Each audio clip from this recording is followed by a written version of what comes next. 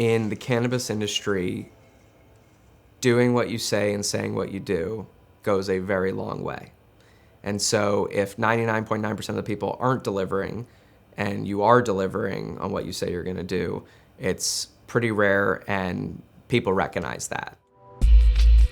I am Bryan Gerber, CEO and co-founder of Hara Supply and Hemper.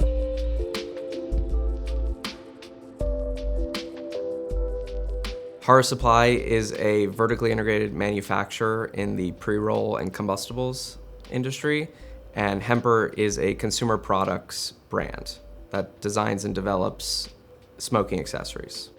The company is composed of multiple different sites. So in our headquarters here in Nevada, we have about 60 people, employees, and then in our offices and our facilities in India, we have about 4,000 employees.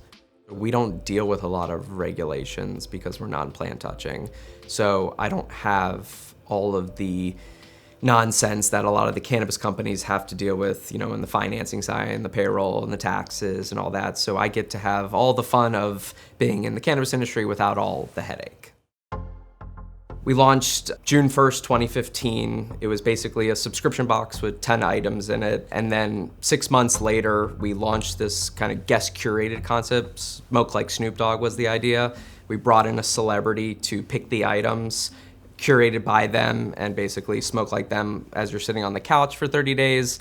And that catapulted the subscription box initially. And then about 16 months in, we started designing and developing our own smoking gadgets. And then we started releasing those through the subscription box as kind of like our own paid test market. And then we would take that information and data and feedback and go to distribution and retail partners and sell it into stores.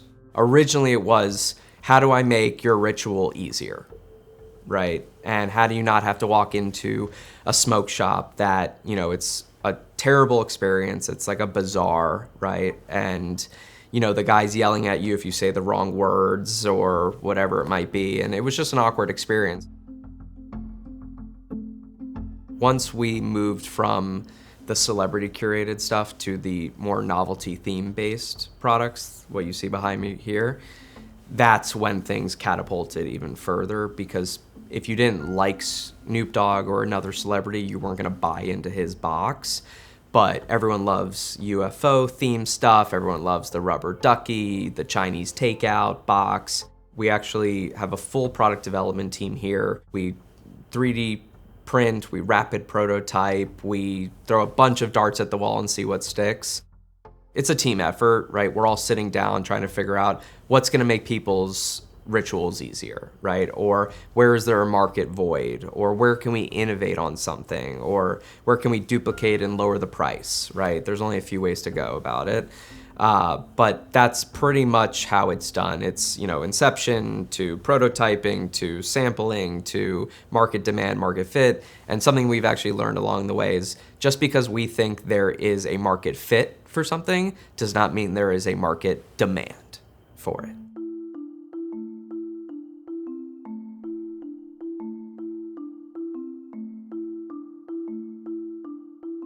Back in 2018, there was a massive shortage in the market, and basically there were no facilities producing enough cones. All the major brands were sold out completely with 6-month plus lead times. And so we got the opportunity to produce cones because there was a need for the market, right? And we just seized that opportunity. More people tried seizing it, but we were one of the few who figured it out how to do it right.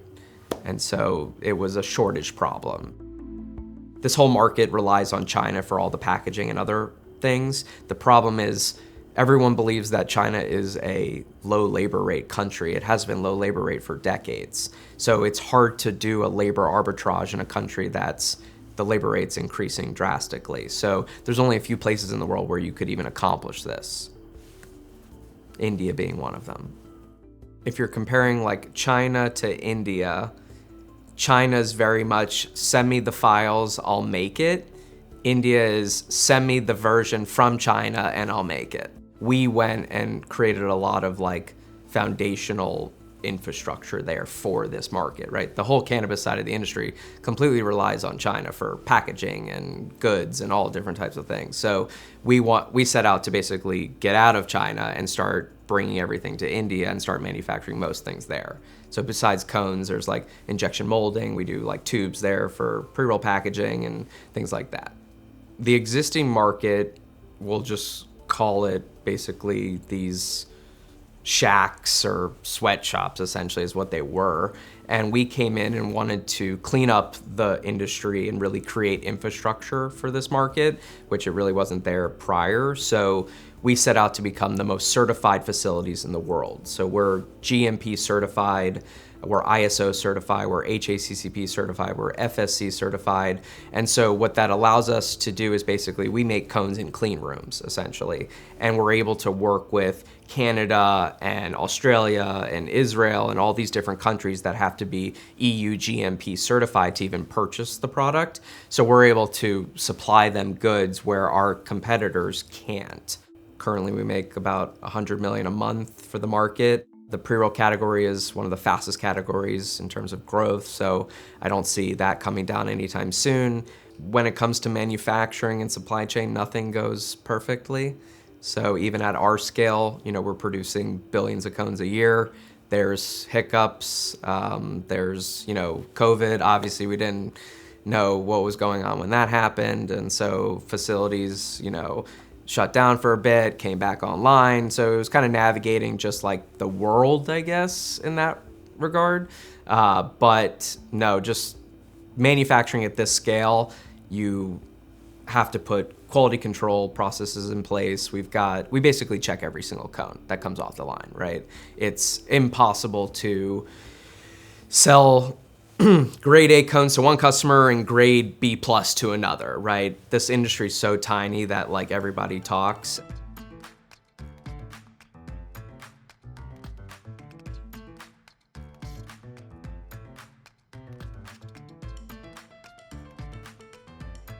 Big picture, I think we're entering into the consolidation phase. I think it's happening faster than everyone thinks it is. There is obviously going to be a descheduling here at some point, sometime soon for cannabis, which I think will yield much more capital coming into the market, which will yield the consolidation to happen faster. But I think it's a good thing, right? I think getting the bad actors out of the market makes sense. Getting more people who actually truly want to do good in this industry, right, makes sense. But big picture-wise, I think we're going to be bigger than alcohol, one point bigger than tobacco, but it's still in, I'd like to say, cannabis 2.0. I don't think we're quite in 3.0 yet.